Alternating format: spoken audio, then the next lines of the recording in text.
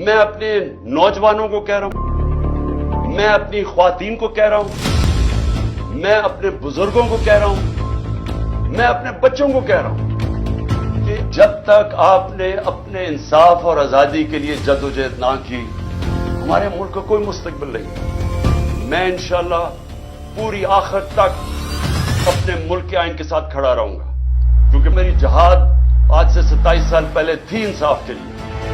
میں آپ کو یہ بتا دوں کہ اس ملک کا صرف اب مستقبل ایک راستے پہ، صاف اور شفاف الیکشن ہو، ایک حکومت عوام کے مینڈیٹ سے آئے، عوام کے مینڈیٹ سے آ کے پھر وہ اصلاحات کرے جو ابھی تک پاکستان میں نہیں ہوئی۔ کیسے جوڈیشل ریفارمز ہو، governance reforms, civil service reforms, ہماری گورنمنٹ کارپوریشن جو اتنا نقصان کری ان کو ریفارم کریں، ہم رول آف لا قائم کریں، ہم سب کو طاقتور کو قانون کے نیچے لے کے آئیں۔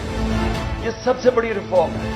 ہم ہر ریفارم کریں کہ ایک ملک میں لیول پلینگ فیلڈ ہو، انصاف کے سامنے سب ایک برابر ہو، اور میں آپ کو یقین دلاتا ہوں کہ اس کے بعد، اسی کے بعد پاکستان اٹھے گا۔